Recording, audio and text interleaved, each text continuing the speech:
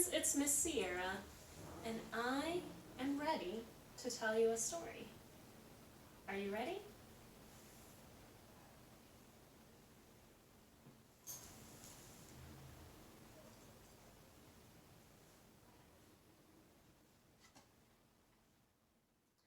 On that first day of knowing Jesus in a new way, the women went to the tomb.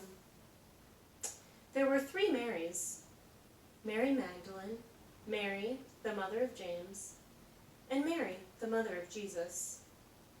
Mary Magdalene was not a mother, but she was a good and strong friend.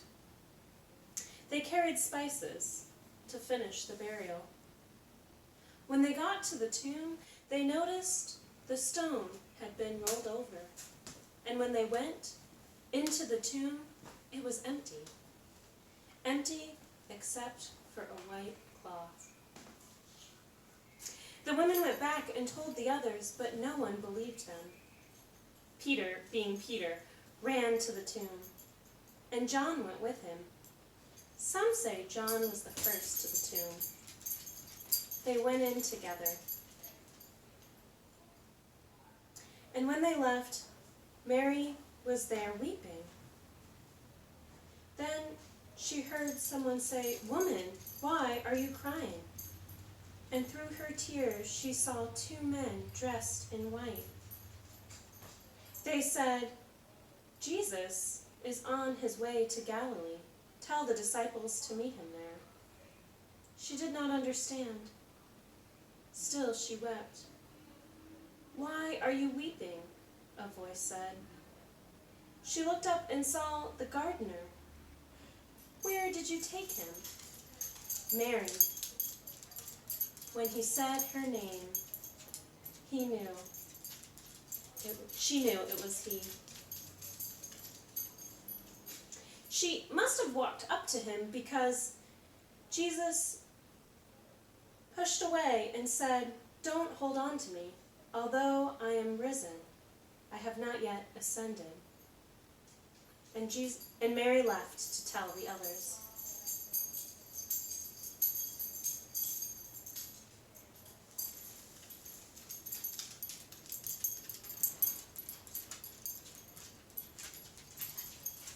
On the second Sunday of Easter, we remember later that afternoon on that first Sunday, 2 of Jesus' followers were walking to Emmaus, about 7 miles from Jerusalem. They must have been shaking their heads with wonder. The cross, the empty tomb, what did it all mean? A stranger walked with them on the road, and at first they didn't pay him any attention until he asked, "What are you talking about? Are you the only person who hasn't heard? The cross, the empty tomb, what does it mean?" Then the stranger opened the scriptures to them. "Have you forgotten when we were enslaved and God sent Moses to set us free? Don't you remember when we were trapped in our freedom and God gave Moses the 10 Commandments to lead us?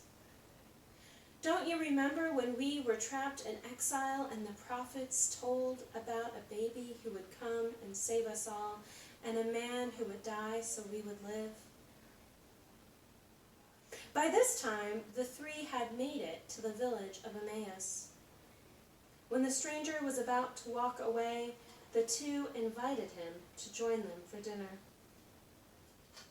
When they were sitting at the table, the man took the bread. He gave thanks to God, and he shared it with the 2. It was then that their eyes were opened. And then he disappeared. The 2 sat talking. Were their hearts not burning within them on the road to Emmaus? Quickly, they got up and went all the way back to Jerusalem to tell the others how Jesus had been made known to them in the breaking of the bread.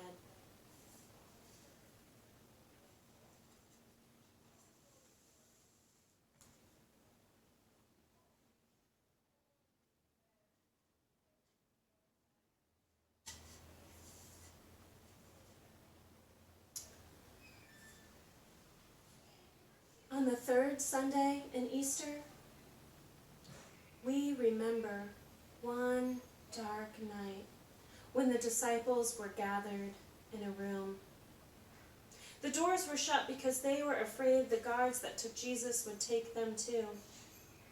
They were sitting around whispering, when suddenly they heard someone say, "Peace be with you." They looked up, and it was he. At first, they thought he was a ghost, but he sat with them and ate fish and opened the scriptures to them as he had to the two on the road to Emmaus. Finally, he said, "Peace be with you," and he was gone.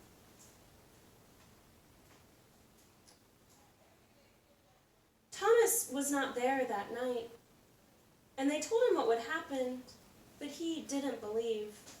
He had doubt in his bones. And why wouldn't he doubt? Their minds were stretching with knowing Jesus in this new way.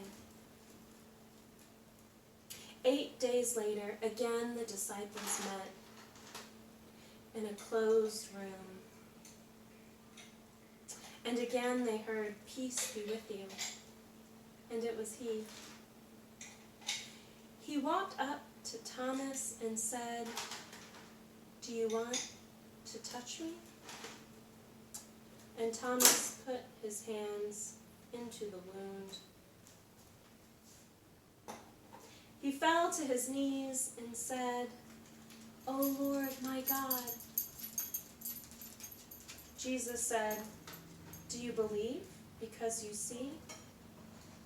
And then he looked around and said, "Blessed are those who do not see and still believe."